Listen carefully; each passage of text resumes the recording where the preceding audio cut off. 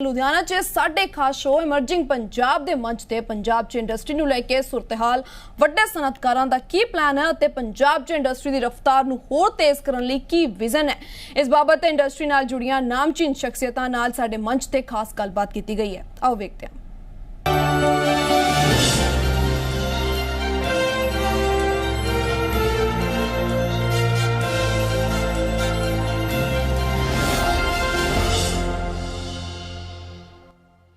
साडे पहले पैनलिस्ट ने दिलदारजीत सिंह, डायरैक्टर करम चक्स। हुण मैं बुलाना चाहूँगी साडे दूजे पैनलिस्ट सुरिंदरबीर सिंह, CEO तरान इंडस्ट्रीज। जोरदार तालियां दे नाल इन्हां दा भी स्वागत किया जाए। हुण मैं अपने तीजे पैनलिस्ट नूं बुलाना चाहूँगी Sarabjit Singh, director man international exports. जोरदार तालियां दे नाल सर दा भी स्वागत किया जाए। अगे मैं बुलाना चाहूँगी Nikhil turned, MD turned steel.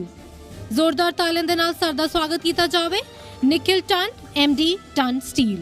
Emerging Punjab MSME conclave के तहत ਵੱਖ-ਵੱਖ ਖਿੱਤਿਆਂ ਦੇ ਵਿੱਚ ਪ੍ਰਫੁੱਲਤ ਕਰ ਰਹੇ ਆਪਣੇ ਕੰਮਾਂ ਕਾਜਾਂ ਨੂੰ ਲੈ ਕੇ ਇੱਥੇ ਸ਼ੇਅਰਿੰਗ ਕੀਤੀ ਜਾ ਰਹੀ ਹੈ ਤੇ ਸਾਡੇ ਨਾਲ ਜੁੜੇ ਨੇ ਦਿਦਾਰ ਸਿੰਘ ਜੀ, ਡਾਇਰੈਕਟਰ ਕਰਮ ਚੈਕਸ ਤੋਂ, ਤੇ ਨਾਲ ਸਾਡੇ ਨਾਲ ਸੁਰਿੰਦਰਬੀਰ ਸਿੰਘ ਜੀ, CEO ਤਰਾਨ ਇੰਡਸਟਰੀ ਤੋਂ, ਤੇ ਨਾਲ ਸਰਬਜੀਤ ਸਿੰਘ ਸਾਡੇ ਨਾਲ ਡਾਇਰੈਕਟਰ ਮੈਨ ਇੰਟਰਨੈਸ਼ਨਲ ਐਕਸਪੋਰਟਸ ਮਰਚੈਂਟਸ ਤੋਂ ਜੁੜੇ ਨੇ, ਤੇ ਅਖੀਰਲੇ ਸਾਡੇ ਨਾਲ ਨਿਖਿਲ ਟੰਡ ਜੀ ਜੁੜੇ ਨੇ, ਟੰਡ ਸਟੀਲ ਦੇ ਮੈਨੇਜਿੰਗ ਡਾਇਰੈਕਟਰ।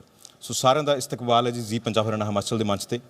ਤੇ ਸਭ ਤੋਂ ਪਹਿਲਾਂ ਟੰਡ ਸਾਹਿਬ ਤੁਹਾਡੇ ਤੋਂ ਗੱਲਬਾਤ ਤੁਹਾਡੇ ਨਾਲ ਕਰਨੀ ਚਾਹਾਂਗੇ। ਸੋ ਖਾਸ ਤੌਰ 'ਤੇ ਕਾਰਬਨ ਸਟੀਲ ਅਲੋਇਸ ਬਾਰ ਜਾਂ ਫਿਰ ਕਹਿ ਲਈਏ ਕਿ ਇੰਡਸਟਰੀ ਪੰਜਾਬ ਦੇ ਵਿੱਚ ਕਿੱਦਾਂ ਹੋਰ ਵਧੀਆ ਤਰੀਕੇ ਦੇ ਨਾਲ ਪ੍ਰਫੁੱਲਿਤ ਕੀਤੀ ਜਾ ਸਕਦੀ ਹੈ, ਕਿਉਂਕਿ ਕਾਫੀ ਕੁਝ ਚੁਣੌਤੀਆਂ ਹੁੰਦੀਆਂ ਨੇ, ਚੈਲੰਜਸ ਹੁੰਦੇ ਨੇ। ਹਾਲਾਂਕਿ ਕਾਫੀ ਜਿਹੜੀ ਇਸ ਤੋਂ ਪਹਿਲਾਂ ਪੈਨਲ ਜਿਹੜੇ ਸੀਗੇ ਉਹਨਾਂ ਨੇ ਕਿਹਾ ਕਿ ਬਾਹਰ ਹੋਰ ਸੂਬਿਆਂ ਦੇ ਵਿੱਚ ਜਾ ਰਹੀ ਇੰਡਸਟਰੀ, ਲੇਕਿਨ ਪੰਜਾਬ ਦੇ ਵਿੱਚ ਕਿਵੇਂ ਲੈ ਕੇ ਆਇਆ ਜਾਵੇ ਉਹਨੂੰ, ਉਸ ਤਰੀਕੇ ਦੇ ਨਾਲ ਥੋੜ੍ਹਾ ਜਿਹਾ ਤਫਸੀਲ ਦੇ ਨਾਲ ਜ਼ਰੂਰ ਦੱਸਿਓ। ਥੈਂਕ ਯੂ ਵੈਰੀ ਮਚ ਪਹਿਲਾਂ ਇਸ ਓਪਰਚੁਨਿਟੀ ਵਾਸਤੇ। Thank you. ਸੋ ਇੰਡਸਟਰੀ ਨੂੰ ਇੱਥੇ ਲੈ ਕੇ ਆਉਣਾ ਬਹੁਤ ਜ਼ਿਆਦਾ ਜ਼ਰੂਰੀ ਹੈ, ਬਿਕੋਜ਼ ਜਦੋਂ ਇੱਕ ਵੱਡੀ ਇੰਡਸਟਰੀ ਇੱਥੇ ਆਉਂਦੀ ਹੈ ਤਾਂ ਉਹਦੇ ਨਾਲ ਇੱਕ ਈਕੋਸਿਸਟਮ ਡਿਵੈਲਪ ਹੁੰਦਾ of professionalism, of education and expertise. ਜਦੋਂ ਇੱਕ ਇੰਡਸਟਰੀ ਇੱਥੇ ਆਉਂਦੀ ਹੈ ਉਹਦੇ ਯੂਥ ਨੂੰ ਔਰ ਬਹੁਤ ਸਾਰੀ ਸਮੋਲ ਸਕੇਲ ਇੰਡਸਟਰੀ ਨੂੰ ਬਹੁਤ ਕੰਮ ਮਿਲਦਾ ਹੈ, ਰੁਜ਼ਗਾਰ ਵੱਧਦਾ ਹੈ। ਐਂਡ ਉਹ ਇੰਡਸਟਰੀ ਨੂੰ ਇੱਥੇ ਲੈ ਕੇ ਆਉਣਾ ਪੰਜਾਬ ਵਿੱਚ ਬਹੁਤ ਜ਼ਿਆਦਾ ਮੁਸ਼ਕਿਲ ਹੈ, being a border state away from water bodies. As Upkar Singh ji ਨੇ ਦੱਸਿਆ ਕਿ ਅਸੀਂ ਵਾਟਰ ਬੋਡੀਜ਼ ਤੋਂ ਇੰਨੀ ਦੂਰ ਹਾਂ, ਅਸੀਂ ਇੱਕ ਬਾਰਡਰ ਸਟੇਟ ਹਾਂ, ਤਾਂ ਇੱਕ ਵੱਡੀ ਇੰਡਸਟਰੀ ਜਦੋਂ ਇੱਕ ਵੱਡੀ ਇਨਵੈਸਟਮੈਂਟ ਪਾਉਣ ਲੱਗਦੀ ਹੈ ਤਾਂ ਉਹਨੂੰ ਹਮੇਸ਼ਾ ਇੱਕ ਡਰ ਲੱਗਿਆ ਰਹਿੰਦਾ ਹੈ ਕਿ ਉਹਦਾ ਪੈਸਾ ਕਦੀ ਵੀ ਵਾਰ ਛਿੜ ਗਈ ਤਾਂ ਉਹਦਾ ਪੈਸਾ ਬਰਬਾਦ ਹੋ ਜਾਏਗਾ। The government has to think of numerous ways ਕਿ ਕਿਸ ਤਰ੍ਹਾਂ ਦਾ ਇੱਕ ਵੈਲਿਊ ਪ੍ਰੋਪੋਜੀਸ਼ਨ ਬਿਲਡ ਕੀਤਾ ਜਾਵੇ ਅਤੇ MNC ਕੰਪਨੀਜ਼ ਨੂੰ ਕਿਸੇ ਤਰ੍ਹਾਂ ਇੱਥੇ ਲਿਆਇਆ ਜਾਵੇ। And if in my thoughts Punjab is agrarian state, ਤਾਂ MNCs related to agriculture industry ਨੂੰ ਇੱਥੇ ਲੈ ਕੇ ਆਉਣਾ ਆਸਾਨ ਹੈ, ਅਤੇ ਉਹਨਾਂ ਨੂੰ ਜਿੰਨੀ ਜਲਦੀ ਲੈ ਕੇ ਆਉਣਗੇ ਉਨਾ ਜ਼ਿਆਦਾ ਬੈਟਰ ਹੈ। Because other states who have got very good value proposition nowadays like Uttar Pradesh, ਉਹ ਬਹੁਤ ਇੰਡਸਟਰੀ ਨੂੰ ਆਲਰੇਡੀ ਖਿੱਚ ਰਹੇ ਆਪਣੇ ਵੱਲ। ਸੋ ਨਿਖਿਲ ਜੀ, ਖਾਸ ਤੌਰ 'ਤੇ ਤੁਸੀਂ ਇੰਡਸਟਰੀ ਦੀ ਜਿਹੜੀ ਗੱਲ ਕੀਤੀ ਹੈ, ਹਾਲਾਂਕਿ ਪੰਜਾਬ ਸਰਕਾਰ ਬਹੁਤ ਅਜਿਹੀਆਂ ਪਾਲਿਸੀਆਂ ਨੂੰ ਜਿਹੜੀ ਹੈ ਅਪਣਾ ਰਹੀ ਜਿਸ ਦੇ ਤਹਿਤ ਇੰਡਸਟਰੀ ਇੱਥੇ ਲਿਆਂਦੀ ਜਾ ਸਕੇ, ਕਿਉਂਕਿ CM ਸਾਹਿਬ ਨੇ ਵੀ ਕਾਫੀ ਵਾਰੀ ਸਟੇਟਮੈਂਟ ਦਿੱਤੀ ਅਤੇ ਹੁਣ ਵਿੱਤ ਮੰਤਰੀ ਸਾਹਿਬ ਵੀ, ਚੀਮਾ ਸਾਹਿਬ ਵੀ ਆਪਣੇ ਦਰਮਿਆਨ ਨੇ। ਸੋ ਜਿਹੜੀ ਖਜ਼ਾਨੇ ਦੀ ਕੁੰਜੀ ਇਹਨਾਂ ਕੋਲ ਨੇ। ਜੇ ਤੁਸੀਂ ਖਾਸ ਤੌਰ 'ਤੇ ਕਿਹੜੇ ਤਰੀਕੇ ਦੇ ਸੁਝਾਅ ਤੁਸੀਂ ਹੋਰ ਵਧੀਆ ਤਰੀਕੇ ਨਾਲ ਦੇ ਸਕਦੇ ਹੋ ਜਿਸ ਦੇ ਤਹਿਤ ਆਪਣੀ ਜਿਹੜੀ ਇੰਡਸਟਰੀ ਹੈ ਉਹ ਪੰਜਾਬ ਦੇ ਵਿੱਚ ਜ਼ਿਆਦਾ ਪ੍ਰਫੁੱਲਤ ਹੋਏ, ਜਿਹੜੇ ਬ੍ਰੇਨ ਡਰੇਨਸ ਹੋ ਰਿਹਾ ਜਾਂ ਫਿਰ ਜ਼ਿਆਦਾਤਰ ਬਾਹਰ ਨੂੰ ਜਿਹੜੇ ਰੁੱਖ ਕਰ ਰਹੇ ਨੇ ਆਪਣਾ ਨੌਜਵਾਨ, ਉਹਨਾਂ ਨੂੰ ਕਿਵੇਂ ਇੱਧਰ ਰੱਖਿਆ ਜਾ ਸਕਦਾ? ਕੋਈ ਸੁਝਾਅ ਹੋਏ ਤੁਹਾਡੇ ਕੋਲ? ਸਰ ਮੇਨਲੀ ਬਿਜ਼ਨਸਮੈਨ ਜਾਂ ਫਿਰ ਇੱਕ ਯੰਗ ਐਂਟਰਪ੍ਰੈਨਿਓਰ ਜਿਨ੍ਹਾਂ ਵਿੱਚ ਮੋਟੀਵੇਸ਼ਨ ਲੈਵਲ ਜ਼ਿਆਦਾ ਹੁੰਦਾ, ਗਰੋ ਹੁੰਦਾ, ਉਹਨਾਂ ਦੀ ਸਿਰਫ ਔਰ ਸਿਰਫ ਸਰਕਾਰ ਤੋਂ ਇੱਕੋ ਮੰਗ ਹੁੰਦੀ ਹੈ ਕਿ ਗਰਾਊਂਡ ਲੈਵਲ 'ਤੇ implementation has to be very fast, lightning fast. ਤਾਂ ਹੁਣ ਗਵਰਨਮੈਂਟ ਦੀ ਬੜੀ ਅੱਛੀ ਇੰਡਸਟਰੀਅਲ ਪੋਲਿਸੀ ਆਈ ਹੈ ਐਂਡ ਉਹਦੇ ਵਿੱਚ ਬਹੁਤ ਤਰ੍ਹਾਂ ਦੇ ਮੋਨੀਟਰੀ ਬੈਨੀਫਿਟਸ ਦਿੱਤੇ ਗਏ ਨੇ, but I am sorry to say on the downward on the implementation level ਅਸੀਂ ਬਿਊਰੋਕ੍ਰੇਸੀ ਦੇ ਵਿੱਚ ਲਾਈਨ 'ਚ ਖੜ੍ਹੇ ਹੋਏ ਸਿਰਫ ਅਫਸਰਾਂ ਨੂੰ ਫੋਨ ਮਾਰਨ ਜੋਗੇ ਹੀ ਰਹਿ ਗਏ ਹਾਂ। ਅਸੀਂ ਉਹਨਾਂ ਨੂੰ ਫੋਨ ਕਰਦੇ ਰਹਿੰਦੇ ਕਿ ਸਾਡੀ ਸਬਸਿਡੀਆਂ ਪਾਸ ਕਰ ਦਿਓ, ਸਾਡੀ ਸਬਸਿਡੀਆਂ ਪਾਸ ਕਰ ਦਿਓ। ਅਤੇ ਇਹਦੇ ਵਿੱਚ ਮੇਰੇ ਵਰਗਾ ਇੱਕ ਐਂਟਰਪ੍ਰੈਨਿਓਰ ਤੇ ਹੋਰ ਬਹੁਤ ਸਾਰੇ ਐਂਟਰਪ੍ਰੈਨਿਓਰਸ ਜਿਹੜੇ ਬਾਹਰੋਂ ਇੰਜੀਨੀਅਰਿੰਗ ਕਰਕੇ ਪੜ੍ਹ ਕੇ ਲਿਖ ਕੇ ਆਏ ਨੇ, ਉਹ ਕੁਝ ਕਰਨਾ ਚਾਹੁੰਦੇ ਆ, ਉਹਨਾਂ ਦਾ ਮੋਟੀਵੇਸ਼ਨ ਲੈਵਲ ਹੀ ਨੀਚੇ ਚਲੇ ਜਾਂਦਾ। ਹੁਣ ਅਸੀਂ ਡੀਮੋਟੀਵੇਟ ਹੋ ਜਾਂਦੇ ਸਿਰਫ ਔਰ ਸਿਰਫ ਗਰਾਊਂਡ ਲੈਵਲ ਦੇ ਉੱਤੇ ਬਿਊਰੋਕ੍ਰੇਸੀ ਦੇ ਜੰਜਾਲ ਵਿੱਚ ਫਸੇ ਰਹਿ ਜਾਂਦੇ ਆ। ਤਾਂ ਜੇ ਉਸ ਲੈਵਲ ਦੇ ਉੱਤੇ ਈਜ਼ ਲਿਆਇਆ ਜਾਵੇ ਤੇ ਲੋਕਾਂ ਦੀ ਸੁਣਵਾਈ ਹੋਵੇ, ਉਹਨਾਂ ਨੂੰ ਬੈਨੀਫਿਟਸ ਐਕਚੁਅਲ ਫਾਸਟਲੀ ਮਿਲਣ, then the government will win and the industrialists will win. It will be a winning ecosystem, I suppose. ਬਿਲਕੁਲ ਬਿਲਕੁਲ। ਸਰਬਜੀਤ ਜੀ, ਤੁਸੀਂ ਐਕਸਪੋਰਟ ਨਾਲ ਜੁੜੇ ਹੋਏ ਹੋ, ਤੇ ਕੀ ਲੱਗਦਾ ਜੇ ਇੰਡਸਟਰੀ ਆਉਂਦੀ ਹੈ ਇੱਥੇ, ਤੇ ਐਕਸਪੋਰਟ ਨੂੰ ਕਿੱਦਾਂ ਅਸੀਂ ਹੁਲਾਰਾ ਪੰਜਾਬ ਦੇ ਸਕਦੇ ਹਾਂ? ਧੰਨਵਾਦ ਪਹਿਲਾਂ ਤਾਂ ਜੀ ਨਿਊਜ਼ ਦਾ। ਸਤਿ ਸ਼੍ਰੀ ਅਕਾਲ ਸਾਰਿਆਂ ਨੂੰ। ਮੈਂ ਪਿਛਲੇ 25 ਸਾਲ ਤੋਂ ਐਕਸਪੋਰਟ ਦੇ ਨਾਲ ਜੁੜਿਆ ਹੋਇਆ ਹਾਂ। ਪੰਜਾਬ ਤੋਂ ਐਕਸਪੋਰਟ ਅਸੀਂ ਆਪਣੇ ਲੈਵਲ 'ਤੇ ਗਰੋ ਕਰਦੇ ਹਾਂ, ਆਪਣੇ ਲੈਵਲ 'ਤੇ ਹੀ ਕੰਮ ਕਰ ਰਹੇ ਹਾਂ। ਜੇ ਗੌਰਮੈਂਟ ਦੀ ਜਿਹੜੀ ਸਪੋਰਟ ਆ ਉਹ ਮਿਨੀਮਮ ਟੂ ਮਿਨੀਮਮ ਹੀ ਆ। ਰਿਫੰਡ ਜਿਹੜੇ ਨੇ ਸਾਡੇ ਅੱਜ ਵੀ ਬਹੁਤ ਸਾਰੇ ਦੋਸਤਾਂ ਦੇ ਵੈਟ ਦੇ ਰਿਫੰਡ, ਮੈਂ ਮੌਕਾ ਮਿਲਿਆ ਤੇ ਮੈਂ ਸਰ ਨੂੰ ਇਹ ਰਿਕੁਐਸਟ ਕਰ ਹੀ ਦੇਵਾਂ, ਵੈਟ ਦੇ ਰਿਫੰਡ ਜਿਹੜਾ 2017 ਦੇ ਵਿੱਚ ਖਤਮ ਹੋ ਗਿਆ ਸੀਗਾ, ਉਹ ਹਾਲਾਂ ਵੀ ਪੈਂਡਿੰਗ ਪਏ ਹੋਏ ਨੇ। ਬਹੁਤ ਸਾਰੇ ਦੋਸਤਾਂ ਦੇ ਵੈਟ ਦੇ ਰਿਫੰਡ ਨੇ। ਜਿਹੜੀ ਐਕਸਪੋਰਟ ਆ, ਐਕਸਪੋਰਟ ਦੇ ਵਿੱਚ ਕਿਹਾ ਜਾਂਦਾ ਕਿ ਅਸੀਂ ਐਕਸਪੋਰਟ ਪ੍ਰੋਡਕਟ ਕਰਨਾ ਆ, ਅਸੀਂ ਟੈਕਸਿਸ ਨੂੰ ਐਕਸਪੋਰਟ ਨਹੀਂ ਕਰਨਾ। ਇਹ ਆਲ ਓਵਰ ਵਰਲਡ ਇੱਕ ਫਿਨੋਮੇਨਾ ਬਣਿਆ ਹੋਇਆ।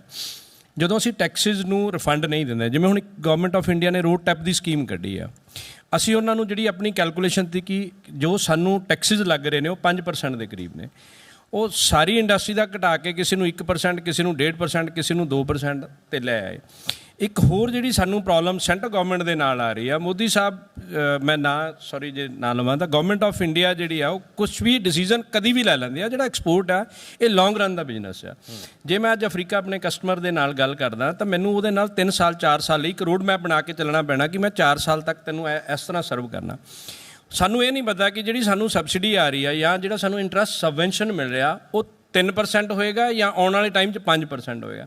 ਕਦੀ ਵੀ ਆ ਕੇ ਟੀਵੀ ਦੇ ਉੱਤੇ ਸਾਨੂੰ ਦੱਸ ਦਿੱਤਾ ਜਾਂਦਾ ਜੀ ਵੀ ਕੱਲ੍ਹ ਤੋਂ ਇਹ 3% ਰਹਿ ਗਿਆ, ਉਹ ਫਿਰ ਉਹ ਅਕਤੂਬਰ ਦੇ ਵਿੱਚ ਖਤਮ ਹੋ ਗਿਆ। ਫਿਰ ਸਾਨੂੰ ਜੱਦੋ ਜਹਿਦ ਕਰਨੀ ਪੈਂਦੀ ਆ, ਚੈਂਬਰ ਵੱਲੋਂ ਕਰਦੇ ਆ, ਫੀਓ ਵੱਲੋਂ ਕਰਦੇ ਆ ਕਿ ਜੀ ਇਹ ਵਾਪਸ ਲਿਆਂਦਾ ਜਾਵੇ, ਉਹ ਭੁੱਲ ਜਾਂਦੇ ਨੇ। ਇਹ ਜਿਹੜੀਆਂ ਚੀਜ਼ਾਂ ਹੈਗੀਆਂ ਐਕਸਪੋਰਟ ਨੂੰ ਬੈਕਵਰਡ ਲੈ ਕੇ ਜਾ ਰਹੀਆਂ। ਇੱਕ ਪੰਜਾਬ ਗਵਰਨਮੈਂਟ ਤੋਂ ਸਾਡੀ ਇੱਕ ਬਹੁਤ ਵੱਡੀ, ਕਿਉਂਕਿ ਅਸੀਂ ਲੈਂਡਲੌਕ ਹੈਗੇ ਹਾਂ, ਦੂਰ ਹਾਂ ਸਮੁੰਦਰ ਤੋਂ, ਅਤੇ ਸਾਡਾ ਜੇ ਅੱਜ ਅਸੀਂ ਮੁੰਦਰਾ ਪੋਰਟ ਜਾਂ ਬੰਬੇ ਪੋਰਟ ਤੋਂ ਦੇਖੀਏ ਤਾਂ ਜਿਹੜਾ ਦੁਬਈ ਦਾ ਫਰੇਟ ਹੈ $800 ਆ, $100 ਆ, ਔਰ ਲੁਧਿਆਣਾ ਤੋਂ ਲੈ ਕੇ ਜਿਹੜਾ ਮੁੰਦਰਾ ਪੋਰਟ ਜਾਣ ਦਾ $800 ਦਾ ਖਰਚਾ ਸਾਡਾ। ਉਹ ਜਿਹੜੀ ਸਾਨੂੰ ਸਬਸਿਡੀ ਉਸ ਦੇ ਵਿੱਚ ਦਿੱਤੀ ਜਾਵੇ, ਉਹ ਇਹਨਾਂ ਨੇ ਪਿੱਛੇ ਅਨਾਊਂਸ ਵੀ ਕੀਤਾ ਸੀ ਕਿ ਇੱਕ ਆਪਾਂ ਜਿਹੜੇ ਮੈਨੂਫੈਕਚਰਰ ਉਹਨਾਂ ਨੂੰ ਦੇਵਾਂਗੇ। ਵੀ ਕੰਮ ਤਾਂ ਅਸੀਂ ਮਰਚੈਂਟ ਐਕਸਪੋਰਟਰ ਨੇ ਕੀਤਾ, ਮੈਨੂਫੈਕਚਰਰ ਨੇ ਵੀ ਕੀਤਾ, ਬਟ ਅਸੀਂ ਮਰਚੈਂਟ ਐਕਸਪੋਰਟਰ ਨੇ ਕੀਤਾ। ਮਰਚੈਂਟ ਐਕਸਪੋਰਟਰ ਨੂੰ ਛੱਡ ਕੇ ਸਿਰਫ ਮੈਨੂਫੈਕਚਰਰ ਐਕਸਪੋਰਟਰ ਨੂੰ ਹੀ ਦਿੱਤਾ ਗਿਆ ਜੀ। ਤੁਸੀਂ ਕੰਮ ਕਰ ਲਿਓ, ਲੰਬੇ ਟਾਈਮ ਤੋਂ ਕਰ ਰਹੇ ਹੋ, ਕਿ ਯੂਥ ਕਿੰਨਾ ਜੁੜ ਰਿਹਾ ਤੁਹਾਡੇ ਨਾਲ? ਯੂਥ ਨੂੰ ਕਿਸ ਤਰ੍ਹਾਂ ਜੋੜਦੇ ਹੋ ਤੁਸੀਂ? ਯੂਥ ਆਲ ਓਵਰ ਸਾਰਿਆਂ ਨੂੰ ਪਤਾ, ਪੰਜਾਬ ਦਾ ਯੂਥ ਤਾਂ ਅੱਜ ਦੀ ਡੇਟ 'ਚ ਬਾਹਰ ਜਾ ਰਿਹਾ, ਬਟ ਸਟਿਲ ਸਾਡੇ ਕੋਲੇ ਹਮੇਸ਼ਾ ਹੀ ਸ਼ਾਰਟੇਜ ਰਹਿੰਦੀ ਆ ਜਿਹੜੇ ਮਾਰਕੀਟਿੰਗ ਵਾਲੇ ਬੰਦਿਆਂ ਦੀ, ਔਰ ਜਿਹੜੀ ਐਕਸਪੋਰਟ ਡਾਕੂਮੈਂਟੇਸ਼ਨ ਵਾਲੇ ਬੰਦੇ ਹਮੇਸ਼ਾ ਹੀ ਸ਼ਾਰਟੇਜ ਰਹਿੰਦੇ ਆ, ਜਿਹਦੇ ਲਈ ਅਸੀਂ CICU ਦੇ ਲੈਵਲ 'ਤੇ ਬਹੁਤ ਅੱਛੇ ਪ੍ਰੋਗਰਾਮ ਚਲਾ ਰਹੇ ਹਾਂ। ਇੱਕ ਅਸੀਂ ਐਕਸਪੋਰਟ ਡੈਸਕ ਖੋਲ੍ਹਿਆ ਹੈ CICU ਦੇ ਵਿੱਚ, ਜਿੱਥੇ ਕਿ ਕਿਸੇ ਵੀ ਐਕਸਪੋਰਟਰ ਨੂੰ, ਚਾਹੇ ਉਹ ਐਮਰਜਿੰਗ ਹੈ, ਚਾਹੇ ਉਹ ਨਵਾਂ ਆ, ਚਾਹੇ ਉਹ ਪੁਰਾਣਾ ਐਕਸਪੋਰਟਰ ਹੈ, ਕਿਸੇ ਵੀ ਕਿਸਮ ਦੀ ਪ੍ਰੋਬਲਮ ਆਉਂਦੀ ਆ, ਅਤੇ ਅਸੀਂ ਇੱਕ ਐਗਜ਼ੈਕਟਿਵ ਨੂੰ ਹਾਇਰ ਕਰਕੇ ਉਹਨਾਂ ਨੂੰ ਅਪਾਇੰਟਮੈਂਟ ਦਿੱਤੀ ਆ, ਜਿਹੜੇ ਉਹ ਜਿਹੜੀਆਂ ਵੀ ਐਕਸਪੋਰਟਰਸ ਦੇ ਨਾਲ, ਇੰਪੋਰਟ ਜਾਂ ਐਕਸਪੋਰਟ ਦੇ ਨਾਲ ਪ੍ਰੋਬਲਮਸ ਹੈਗੀਆਂ ਉਹਨਾਂ ਨੂੰ ਸੌਰਟ ਆਊਟ ਕਰਵਾਉਂਦੇ ਨੇ। ਡਾਕਟਰ ਸੁਰਿੰਦਰ ਜੀ, ਤੁਸੀਂ ਜਿੰਨੀਆਂ ਵੀ ਕੰਪਨੀਜ਼ ਹੈ ਸਭ ਨੂੰ ਐਡਵਾਈਸ ਕਰਦੇ ਹੋ, ਉਹਨਾਂ ਦੀ ਮਦਦ ਕਰਦੇ ਹੋ, ਉਹਨਾਂ ਨੂੰ ਫੈਸਿਲਿਟੇਟ ਵੀ ਕਰਦੇ ਹੋ, ਅਤੇ ਇਹਨਾਂ ਨੇ ਗੱਲ ਕਹੀ ਹੈ ਕਿ ਸਾਨੂੰ ਜਿਹੜੇ ਹੈਗੇ ਨੇ ਨਹੀਂ ਹੁੰਦੀਆਂ ਕਈ ਵਾਰੀ, ਉਹਨਾਂ ਦੀ ਸਮੱਸਿਆ ਕਿੱਦਾਂ ਹੱਲ ਹੋ ਸਕਦੀ ਹੈ? ਸੋ ਸਭ ਤੋਂ ਪਹਿਲਾਂ ਤਾਂ ਮੈਂ ਧੰਨਵਾਦ ਕਰਨਾ ਚਾਹਾਂਗਾ ਜੀ ਪੰਜਾਬ, ਹਰਿਆਣਾ, ਹਿਮਾਚਲ ਦਾ ਕਿ ਇਹ MSME ਜਿਹੜੀ ਕਨਕਲੇਵ ਹੈ ਰੱਖੀ ਗਈ ਹੈ, ਐਮਰਜਿੰਗ ਜਿਹੜਾ MSMEs ਹੈ। ਸੋ ਕਿਉਂਕਿ ਉਹਦੀ ਬਹੁਤ ਜ਼ਿਆਦਾ ਲੋੜ ਮਹਿਸੂਸ ਹੋ ਰਹੀ ਸੀ ਇਸ ਟਾਈਮ, 'ਤੇ MSMEs ਕਾਫੀ ਮੁਸ਼ਕਿਲ ਦੌਰ 'ਚੋਂ ਗੁਜ਼ਰ ਰਹੇ ਹੈਗੇ ਹੈ। ਸੋ ਉਹਦੇ ਵਿੱਚ ਮੈਂ ਜੋ ਸਮਝਦਾ ਹੈਗਾ 2 ਤਰੀਕੇ ਦੇ ਫੈਕਟਰ ਹੈਗੇ ਆ। ਇੱਕ ਫੈਕਟਰ 'ਤੇ ਕਾਫੀ ਲੈਂਥ 'ਤੇ ਡਿਸਕਸ਼ਨ ਹੋ ਚੁੱਕੀ ਹੈ ਕਿ ਸਰਕਾਰ ਤੋਂ, ਚਾਹੇ ਸਟੇਟ ਗੌਰਮੈਂਟ ਤੋਂ ਜਾਂ ਸੈਂਟਰ ਗੌਰਮੈਂਟ ਤੋਂ, ਜਿਹੜੀਆਂ ਸਕੀਮਸ ਹੈਗੀਆਂ ਉਹਦੇ ਬਾਰੇ ਅਵੇਅਰਨੈਸ ਦਾ ਵੀ ਥੋੜ੍ਹਾ ਜਿਹਾ ਗੈਪ ਹੈਗਾ, ਅਤੇ ਜਦੋਂ ਉਹਨੂੰ ਇੰਪਲੀਮੈਂਟ ਕਰਨ ਦੀ ਗੱਲ ਆਉਂਦੀ ਹੈ ਤਾਂ ਇੰਪਲੀਮੈਂਟੇਸ਼ਨ ਕਰਨ 'ਚ ਵੀ ਥੋੜ੍ਹੇ ਇਸ਼ੂਜ਼ ਹੈ, ਜਾਂ ਈਜ਼ ਆਫ ਡੂਇੰਗ ਬਿਜ਼ਨਸ ਜਿਹੜਾ ਉਹ ਔਨ ਪੇਪਰ ਤਾਂ ਆ ਗਿਆ, ਲੇਕਿਨ ਗਰਾਊਂਡ ਰਿਐਲਿਟੀਜ਼ ਥੋੜ੍ਹਾ ਡਿਫਰੈਂਟ ਹੈ। ਪਰ ਇਹ ਹੋ ਗਿਆ ਜਿਹੜਾ ਸਰਕਾਰ ਦੇ ਐਂਡ ਤੋਂ ਜਾਂ ਕਿਸੇ ਹੋਰ ਨੇ ਸਾਡੇ ਵਾਸਤੇ ਕਰਨਾ ਹੈ। ਪਰ ਇੱਕ ਦੂਜਾ ਬਹੁਤ ਹੀ ਮਹੱਤਵਪੂਰਨ ਪਹਿਲੂ ਦੂਸਰਾ ਵੀ ਹੈਗਾ, ਜਿਹੜਾ ਕਿ ਅਸੀਂ ਆਪਣੇ ਆਪ ਆਪਣੀ MSME ਯੂਨਿਟ ਨੂੰ ਕਿਸ ਤਰੀਕੇ ਨਾਲ ਸੁਧਾਰ ਕਰ ਸਕਦੇ ਹਾਂ। ਸੋ ਉਸ 'ਤੇ ਵੀ ਬਹੁਤ ਜ਼ਿਆਦਾ ਵਰਕਿੰਗ ਕਰਨ ਦੀ ਲੋੜ ਹੈ। ਅਸੀਂ ਜੇ MSMEs ਦੀ ਗੱਲ ਕਰੀਏ ਤਾਂ ਸਿਸਟਮਸ ਦੇ ਉੱਤੇ ਜੋ ਵਰਕਿੰਗ ਕਰਨੀ ਹੈ, ਟੈਕਨੋਲੋਜੀ ਜਾਂ ਸਿਸਟਮਸ ਦੇ ਉੱਤੇ ਜੋ ਵਰਕਿੰਗ ਕਰਨੀ ਚਾਹੀਦੀ ਹੈ। ਅਸੀਂ ਕੰਪੀਟ ਤਾਂ ਕਰਨਾ ਹੈ ਯੂਰਪ ਨਾਲ, ਇਟਲੀ, ਜਰਮਨੀ ਔਰ ਇਹੋ ਜਿਹੀਆਂ ਕੰਟਰੀਜ਼ ਨਾਲ, ਤੇ ਜੇ ਅਸੀਂ ਉਹਨਾਂ ਨਾਲ ਕੰਪੀਟ ਕਰਨਾ ਤਾਂ ਸਾਨੂੰ ਸਿਸਟਮਸ ਤੇ ਟੈਕਨੋਲੋਜੀ ਵੀ ਉਹੀ ਲਗਾਉਣੀ ਪਏਗੀ ਜੋ ਉਹ ਲਾ ਰਹੇ, ਜਾਂ ਤਾਂ 21 ਉਹਨਾਂ ਤੋਂ ਲਾਣੀ ਪਏਗੀ, ਐਟਲੀਸਟ ਉਹਦੇ ਬਰਾਬਰ ਦੀ ਟੈਕਨੋਲੋਜੀ ਸਿਸਟਮਸ ਤਾਂ ਲਾਗੂ ਕਰਨੇ ਪੈਣਗੇ।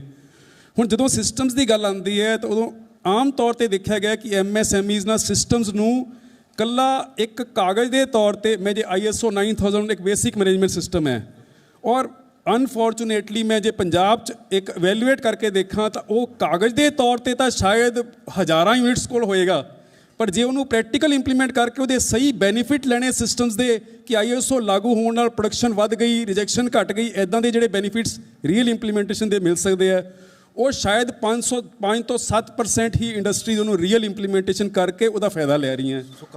ਖਾਸ ਤੌਰ ਤੇ ਜਿਵੇਂ ਹੁਣ ਲੁਧਿਆਣੇ ਦੀ ਜ਼ਿਕਰ ਗੱਲ ਕੀਤੀ ਜਾਏ ਤਾਂ ਇੱਥੇ ਗਲੀ ਗਲੀ ਦੇ ਵਿੱਚ ਜਿਹੜੇ ਛੋਟੇ ਛੋਟੇ ਉਦਯੋਗ ਨੇ ਉਹ ਲੋਕਾਂ ਨੇ ਖੋਲ੍ਹੇ ਹੋਏ ਨੇ, ਲਘੂ ਉਦਯੋਗ MSME ਦੇ ਤਹਿਤ। ਉਹਨਾਂ ਨੂੰ ਹੋਰ ਵਧੀਆ ਤਰੀਕੇ ਦੇ ਨਾਲ ਕਿੱਦਾਂ ਪ੍ਰਫੁੱਲਿਤ ਕੀਤਾ ਜਾ ਸਕਦਾ ਕਿ ਜਿਹੜੇ ਨੌਜਵਾਨ ਨੇ ਉਹ ਬਾਹਰ ਦਾ ਰੁਖ ਨਾ ਕਰਨ, ਇੱਥੇ ਕੋਈ ਵਧੀਆ ਤਰੀਕੇ ਦੇ ਨਾਲ ਜਿਹੜਾ ਹੈ ਆਪਣਾ ਕੋਈ ਬਿਜ਼ਨਸ ਛੋਟਾ ਮੋਟਾ ਕਰਨ, ਤਾਂ ਜੋ MSME ਦੇ ਤਹਿਤ ਉਹਨਾਂ ਨੂੰ ਹੋਰ ਪ੍ਰਫੁੱਲਤ ਜਾਂ ਫਿਰ ਹੋਰ ਸਹੀ ਤਰੀਕੇ ਦੇ ਨਾਲ ਉਹਨਾਂ ਦਾ ਕਾਰੋਬਾਰ ਅੱਗੇ ਵਧੇ। ਦੇਖੋ, ਸਭ ਤੋਂ ਪਹਿਲੀ ਗੱਲ ਤਾਂ ਇਹ ਹੈ ਕਿ ਜਿਹੜਾ ਯੂਥ ਹੈਗਾ ਉਹਨੂੰ, ਜਿਹੜਾ ਅਸੀਂ ਇੰਡਸਟਰੀ ਦੇ ਵਿੱਚ ਆਮ ਤੌਰ ਤੇ ਇਹ ਸਿਚੁਏਸ਼ਨ ਦੇਖਦੇ ਹਾਂ ਕਿ ਮੈਂ ਇੱਕ ਇੰਡਸਟਰੀ ਦੀ ਜੇ ਗੱਲ ਕਰਾਂ, ਉਹਨਾਂ ਕੋਲ ਰਿਕੁਆਇਰਮੈਂਟ ਤਾਂ ਅੱਜ ਦੀ ਤਰੀਕ ਦੇ ਵਿੱਚ ਹੈਗੀ ਆ, ਉਹਨਾਂ ਨੂੰ 100 ਕੈਂਡੀਡੇਟ ਚਾਹੀਦਾ ਹੈ, ਉਹਨਾਂ ਕੋਲ ਬਾਇਓਡਾਟਾ ਜਾਂ ਲਾਈਨ ਜਿਹੜੀ ਲੱਗੀ ਹੋਏ ਉਹਦੇ ਵਿੱਚ 1000 ਬੱਚਾ ਖੜਾ, ਪਰ ਉਹਨਾਂ 1000 ਦੇ ਵਿੱਚੋਂ ਵੀ ਉਹਨੂੰ 100 ਜਿਹੜੇ ਚਾਹੀਦੇ, ਉਹਦੀ ਬਜਾਏ ਉਹਨੂੰ ਆਪਣੀ ਲੋੜ ਦੇ ਅਨੁਸਾਰ ਜਿਹੋ ਜਿਹੇ ਕੈਂਡੀਡੇਟ ਚਾਹੀਦੇ ਉਹ 10 ਜਾਂ 12 ਹੀ ਮਿਲਦੇ ਆ। There is a very big gap between ਅਸੀਂ ਜੋ ਕੈਂਪਸ 'ਚ ਪੜ੍ਹਾ ਰਹੇ ਹਾਂ ਤੇ ਜੋ ਇੰਡਸਟਰੀ ਨੂੰ ਚਾਹੀਦਾ ਹੈ, ਉਸ 'ਚ ਇੱਕ ਬਹੁਤ ਵੱਡਾ ਗੈਪ ਹੈ ਕਿ ਹੁਣ ਮੈਨੂੰ ਜਿਹੜੀ ਨਵੀਂ ਟੈਕਨੋਲੋਜੀ ਦੇ ਹਿਸਾਬ ਨਾਲ ਜਿਹੜਾ ਚੀਜ਼ ਚਾਹੀਦੀ ਹੈ ਕਿ ਬੱਚਾ ਜਾਣਦਾ ਹੋਏ, ਇੱਕ ਡਿਗਰੀ ਕੀਤਾ, ਮੈਕੈਨੀਕਲ ਦੀ ਡਿਗਰੀ ਕਰਕੇ ਬੱਚਾ ਸਾਡੀ ਫੈਕਟਰੀ 'ਚ ਆਇਆ ਤੇ ਉਹਨੂੰ ਜਿਹੜੀਆਂ ਚੀਜ਼ਾਂ ਦੀ ਜਾਣਕਾਰੀ ਹੋਣੀ ਚਾਹੀਦੀ ਹੈ, ਉਹ ਸਾਡੀ ਇੰਡਸਟਰੀ 'ਚ ਕੰਮ ਕਰਨ ਵਾਸਤੇ ਉਹ ਜਿਹੜੇ ਸਿਲੇਬਸ ਚੱਲ ਰਹੇ ਉਹ ਸਨ 1985-90 ਦੇ ਸਿਲੇਬਸ ਚੱਲ ਰਹੇ ਹੈ। ਸੋ ਜੇ ਉਸ ਸਿਲੇਬਸ ਨੂੰ ਅੱਜ ਦੀ ਤਰੀਕ ਦੀ ਇੰਡਸਟਰੀ ਦੇ ਨੀਡ ਦੇ ਹਿਸਾਬ ਨਾਲ ਇੰਪਰੂਵ ਕੀਤਾ ਜਾਏਗਾ ਤਾਂ ਜਿਹੋ ਜਿਹੇ ਕੈਂਡੀਡੇਟ ਸਾਨੂੰ ਚਾਹੀਦੇ ਉਹ ਜੇ ਮਿਲਣਗੇ ਵੀ, ਤੇ ਜੇ ਉਹ ਜੇ ਮਿਲਣਗੇ ਤਾਂ ਅਸੀਂ ਉਹਨੂੰ 25000 ਸੈਲਰੀ ਵੀ ਦੇ ਸਕਦੇ ਹਾਂ। ਆਮ ਤੌਰ ਤੇ ਗੱਲ ਆਉਂਦੀ ਹੈ ਜੀ ਗੁੜਗਾਉਂ ਦੇ ਵਿੱਚ ਤਾਂ 25000 ਸੈਲਰੀ ਮਿਲ ਜਾਂਦੀ ਹੈ, ਪਰ ਇੱਥੇ 10000 12000 ਮਿਲਦੀ ਹੈ ਇੱਕ ਡਿਗਰੀ ਕੀਤੇ ਕੈਂਡੀਡੇਟ ਨੂੰ। ਉਹਦਾ ਰੀਜ਼ਨ ਇਹ ਹੈ ਕਿ ਉਹਦਾ ਇੱਕ ਲੈਵਲ ਆਫ ਅੰਡਰਸਟੈਂਡਿੰਗ ਕਿਹੋ ਜਿਹਾ ਹੈ। ਸਾਨੂੰ ਜੇ ਇਹੋ ਜਿਹਾ ਬੱਚਾ ਮਿਲੇ ਤਾਂ ਅਸੀਂ 25000 ਵੀ ਪੇ ਕਰ ਸਕਦੇ ਹਾਂ, ਪਰ ਉਹੋ ਜਿਹਾ ਬੱਚਾ ਮਿਲਣਾ ਚਾਹੀਦਾ। ਦਿਦਾਰ ਜੀ, ਤੇ ਤੁਹਾਡੀ ਜਿਹੜੀ ਕੰਪਨੀ ਹੈਗੀ ਹੈ ਉਹ ਮਤਲਬ ਕਿ ਮੈਨੂਫੈਕਚਰਿੰਗ ਦੀ ਬੈਕਬੋਨ ਹੈਗੀ ਹੈ, ਤੇ ਤੁਸੀਂ ਉਹਨੂੰ ਜਿਹੜਾ ਕਿੱਦਾਂ ਕਰਦੇ ਹੋ ਕਿ ਜੋ ਕੰਪਨੀ ਨੂੰ ਫੈਸਿਲਿਟੇਟ ਕਰਨਾ, ਤੁਸੀਂ ਕੰਪਨੀ ਨੂੰ ਜਿਹੜੀਆਂ ਹੈਗੀਆਂ ਟੂਲਸ ਦਿੰਦੇ ਹੋ, ਕਲੈਂਬਿੰਗ ਕਰਦੇ ਹੋ, ਤੇ ਜੋ ਮਸ਼ੀਨਰੀ ਦੇ ਉੱਪਰ ਤਾਂ ਵਧੀਆ ਤੋਂ ਵਧੀਆ ਟੂਲ ਬਣ ਸਕੇ। ਥੈਂਕ ਯੂ ਪਹਿਲਾਂ ਤਾਂ ਜ਼ੀ ਚੈਨਲ ਦਾ ਇੰਨਾ ਵਧੀਆ ਇਨੀਸ਼ੀਏਟਿਵ ਕਰਨ ਦੇ ਲਈ। ਦੇਖੋ, ਅੱਜ ਟਾਈਮ ਹੋ ਗਿਆ ਸਮਾਰਟ ਵਰਕ ਦਾ, ਔਰ ਮੈਂ ਸਾਰੇ ਆਡੀਅנס ਨੂੰ ਤੇ ਜਿੰਨੇ ਪਾਰਟਿਸਪੈਂਟਸ ਇੱਥੇ ਵੀ ਉਹਨਾਂ ਨੂੰ ਵੀ ਕਹਿਣਾ ਚਾਹੂੰਗਾ ਕਿ ਸਾਨੂੰ ਹਾਰਡ ਵਰਕ ਦੇ ਮੋਡ 'ਚੋਂ ਬਾਹਰ ਆ ਕੇ ਸਮਾਰਟ ਵਰਕ ਨੂੰ ਜ਼ਿਆਦਾ ਪ੍ਰੈਫਰ ਕਰਨਾ ਚਾਹੀਦਾ, ਔਰ ਆਟੋਮੇਸ਼ਨ ਦਾ ਆ ਗਿਆ। ਸਾਡੀ ਇੰਟਾਇਰ ਪ੍ਰੋਡਕਟ ਰੇਂਜ ਵੀ ਜਿਹੜੀ ਹੈਗੀ ਆ ਉਹ ਦੈਟ ਰਿਵੋਲਵਸ ਅਰਾਊਂਡ ਦਾ ਆਟੋਮੇਸ਼ਨ, ਕਿ ਅਸੀਂ ਆਪਣੇ ਪ੍ਰੋਡਕਟਸ ਦੀ ਕੁਆਲਿਟੀ ਕਿੱਦਾਂ ਇੰਪਰੂਵ ਕਰ ਸਕਦੇ ਹਾਂ, ਪ੍ਰੋਡਕਸ਼ਨ ਕਿੱਦਾਂ ਇਨਕਰੀਜ਼ ਕਰ ਸਕਦੇ ਹਾਂ, ਅਤੇ ਕੰਸਿਸਟੈਂਟ ਕੁਆਲਿਟੀ ਕਿੱਦਾਂ ਮੇਨਟੇਨ ਕਰ ਸਕਦੇ ਹਾਂ, ਜਿਹੜੀ ਕਿ ਸਮੇਂ ਦੀ ਜ਼ਰੂਰਤ ਹੈ ਬਹੁਤ ਵੱਡੀ। ਜਦੋਂ ਅਸੀਂ ਗੱਲ ਕਰਦੇ ਹਾਂ ਮੇਕ ਇਨ ਲੁਧਿਆਣਾ ਪੰਜਾਬ ਜਾਂ ਮੇਕ ਇਨ ਇੰਡੀਆ ਦੀ, ਜਦੋਂ ਅਸੀਂ ਗਲੋਬਲੀ ਗਰੋ ਕਰਨਾ, ਇਹ ਸਾਰੇ ਫੈਕਟਰਸ 'ਤੇ ਕੰਮ ਸਾਨੂੰ ਕਰਨਾ ਪਊਗਾ। ਜਿੰਨੇ ਵੀ ਇੰਡਸਟਰੀਅਲਿਸਟ ਨੇ ਸਾਡੇ ਲੁਧਿਆਣੇ ਦੇ ਅਤੇ ਪੰਜਾਬ ਦੇ, ਸਾਨੂੰ ਇੱਕ ਸਭ ਤੋਂ ਪਹਿਲਾ ਸਟੈਪ ਇਹ ਲੈਣਾ ਪਏਗਾ ਕਿ ਆਪਣਾ ਮਾਈਂਡ ਸੈਟ ਜਿਹੜਾ ਹੈਗਾ ਉਹਨੂੰ ਬਰੋਡਰ ਕਰਨਾ ਪਏਗਾ, ਵਿਜ਼ਨ ਵੱਡਾ ਕਰਨਾ ਪਏਗਾ, ਕਿਉਂਕਿ ਸਾਡੀ ਅੱਜ ਵੀ 50 ਤੋਂ 60% ਇੰਡਸਟਰੀ ਦੇ ਓਨਰ ਜਿਹੜੇ ਨੇ ਉਹ ਇੱਕ ਆਪਣੇ ਆਪ ਨੂੰ ਇੱਕ ਦਾਇਰੇ 'ਚ ਰੱਖ ਕੇ ਚੱਲ ਰਹੇ ਨੇ, ਔਰ ਸਾਡਾ ਚੈਂਬਰ ਜਾਂ ਹੋਰ ਐਸੋਸੀਏਸ਼ਨਸ CICU ਵਾ ਜਾਂ ਹੋਰ ਐਸੋਸੀਏਸ਼ਨਸ ਵੀ ਕੁਛ ਇੱਦਾਂ ਦੇ ਰੋਲ ਅਦਾ ਕਰਦੀਆਂ ਨੇ ਕਿ ਉਹ ਇੰਡਸਟਰੀਲਿਸਟ ਨੂੰ ਨੈਕਸਟ ਲੈਵਲ 'ਤੇ ਲੈ ਕੇ ਜਾਣ ਦੇ ਲਈ ਰੋਲ ਪਲੇ ਕਰਦੀਆਂ ਨੇ। ਅਸੀਂ ਪਿੱਛੇ CICU ਨੇ ਇੱਕ ਇਨੀਸ਼ੀਏਟਿਵ ਕੀਤਾ, ਬਿਲਕੁਲ ਤੁਸੀਂ ਮਾਈਕਰੋ ਟਿਨੀ ਯੂਨਿਟਸ ਦੀ ਗੱਲ ਕਰ ਰਹੇ ਸੀਗੇ, ਉੱਥੇ ਦੇ ਇੰਡਸਟਰੀਲਿਸਟ ਨੂੰ ਇਕੱਠੇ ਕਰਕੇ ਸਪੋਂਸਰ ਵੀ CICU ਨੇ ਕੀਤਾ ਸਾਰਾ ਕੁਛ। ਉੱਥੇ ਜਾ ਕੇ ਉਹਨਾਂ ਨੂੰ ਅਵੇਅਰਨੈਸ ਦਿੱਤੀ ਗੌਰਮੈਂਟ ਦੀਆਂ ਸਕੀਮਸ ਕੀ ਨੇ, ਬੈਂਕਸ ਦੀਆਂ ਸਬਸਿਡੀ ਕੀਜ਼ ਨੇ, ਔਰ ਅਕੈਡਮੀਆਂ ਦੀ ਡਿਮਾਂਡ ਕੀ ਹੈਗੀ ਆ, ਇੰਡਸਟਰੀ ਦੀ ਡਿਮਾਂਡ ਕੀ ਹੈਗੀ ਆ। ਅਕੈਡਮੀਆਂ ਅਤੇ ਇੰਡਸਟਰੀ ਨੂੰ ਇੱਕ ਪਲੈਟਫਾਰਮ 'ਤੇ ਲੈ ਕੇ ਆਉਂਦਾ ਤਾਂ ਕਿ ਜਿਹੜੀਆਂ ਸਿਲੇਬਸ ਚੇਂਜਸ ਸਮੇਂ ਦੇ ਹਿਸਾਬ ਨਾਲ ਹੋਣੀਆਂ ਚਾਹੀਦੀਆਂ ਨੇ, ਕਿਉਂਕਿ ਬਹੁਤ ਚੀਜ਼ਾਂ ਪੁਰਾਣੇ ਸਿਸਟਮ ਦੇ ਨਾਲ ਚੱਲ ਰਹੀਆਂ, ਸਾਨੂੰ ਉਹਨਾਂ ਨੂੰ ਚੇਂਜ ਕਰਨਾ ਪਏਗਾ।